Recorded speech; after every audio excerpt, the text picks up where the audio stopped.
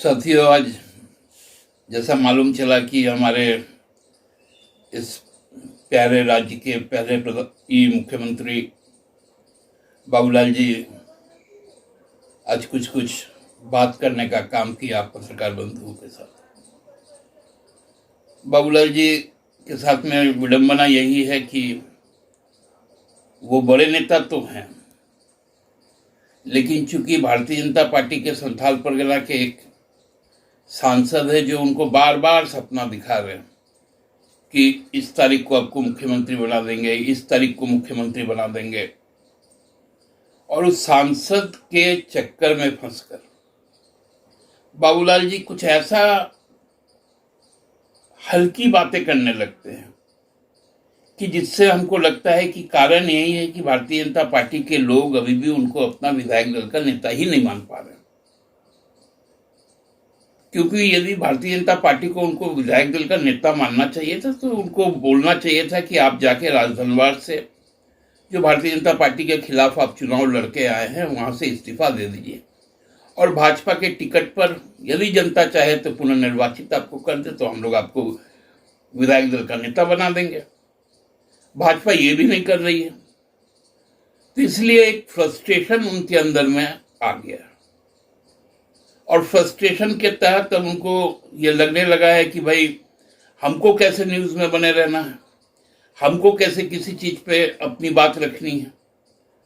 तो उसके लिए माननीय मुख्यमंत्री के साथ में, क्योंकि वो भी पहले मुख्यमंत्री रह चुके हैं, तो बार बार अपनी बातों को करते हैं और इतना हल्की बातें कर देते हैं कि उनकी जो अपनी, क्योंकि मैं व्यक्तिगत तौर पर उनको जानता हूँ और बहुत सम्मान करता हूँ, उनके अंदर जो उनकी जो व्यक्तित्व है वो कहीं ना कहीं अब कमजोर होते जा रही है।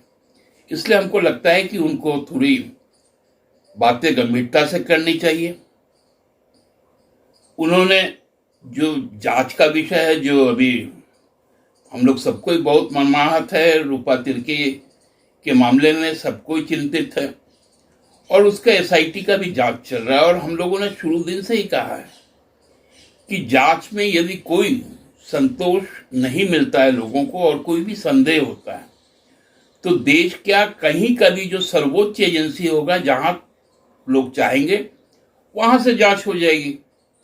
हम इस जघन्य जो अपराध हुआ है उस पर कहीं से भी कोई तरह का हम लोग कॉम्प्रोमाइज करने के लिए तैयार नहीं। यदि इसके पीछे कोई गहरी साजिश है, उस साजिश का भी खुलासा होगा और वो चाहे वो कितने बड़े भी लोग वो पकड़े जाएंगे। इसलिए बाबूलाल जी, आपको इतना हल्की बातें नहीं करनी चाहिए। दूसरा चीज, अब जो एक 18 से जो 45 का जो मामला चल रहा है, हम लोग सबको ही जान रहे हैं कि कोविड के कारण वैक्सीनेशन में इतनी दिक्कतें आ रही। रांची का आदमी को रनिया, भरनो, सिमडेगा तक जाना पड़ रहा है, किसी को लोहरदगा जाना पड़ रहा है, गुमला जाना पड़ रहा है, हजारीबाग के आदमी को बोकारो जाना पड़ रहा है, क्योंकि वहां रजिस्ट्रेशन और उसका जो स्लॉट का मामला है ये इतना बेतरतीब तरीके से चल रहा है भारत सरकार के द्वारा। इसलिए राज्य सरकार ने सुप्रीम कोर्ट में ये दरवाजा खटखटाया है कि हमारा जो अपना ऐप है, ताकि हम लोगों को लोकल स्तर पर उनको हम लोग एकोमोडेट कर पाए और उनको स्लॉट दे पाए। अब दिल्ली में बैठकर जो संचालित कर रहे हैं उनको तो मालूम नहीं है रांची से खूंटी की दूरी कितनी है, रांची से सिमडेगा की दूरी कितनी है, और लोग इससे परेशान हो गए। और इसलिए जो एक प्रिलिमिनरी एक जो सर्टिफिकेट दिया जा रहा है पहला डोज का, चूंकि राज्य सरकार उसको वहन कर रही है, तो निश्चित तौर पर उसमें माननीय मुख्यमंत्री जी को ये पूरा क्रेडिट जाता है कि हम लोगों ने अपने राज्य के, और उन्होंने पहले ही दिन कहा था कि मैं आपके पैसे से आपके लिए कोवैक्सीन खरीद रहा हूं। तो ये स्वीकारोक्ति के बाद उनका एकदम साफ गोई। उन्होंने तो कभी नहीं कहा कि हम बजट में प्रावधान रखे थे, जो केंद्र सरकार कहती है कि हम 35,000 रुपये प्रावधान रखे थे, लेकिन हम अब वैक्सीन आपको देंगे नहीं, आपको खरीद के लगाना पड़ेगा। लेकिन हम लोगों ने तो शुरू से ही कहा था कि हम आपके पैसे से आपके लिए वैक्सीन खरीद के आपको लगा रहे हैं। तो इसलिए मुख्यमंत्री जी का चेहरा, उसमें आपको तकलीफ क्या हो रही है? और देखिए, अब ये रोने धोने का वक्त नहीं है।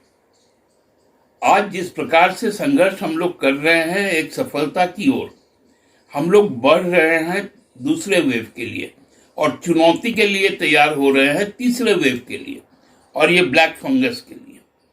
तो ये चुनौतियां हम लोगों के पास है। तो बाबूलाल जी, आपको चाहिए इन चुनौतियों को सामना करने के लिए आप आइए, बैठिए, आपसे भी सुझाव लिए गए हैं, उन सुझावों पर सरकार अमल करेगी, लेकिन हल की बातें ना करे, मेरा आपसे अनुरोध है। Followup.in. Like, share, and subscribe. www.thefollowup.in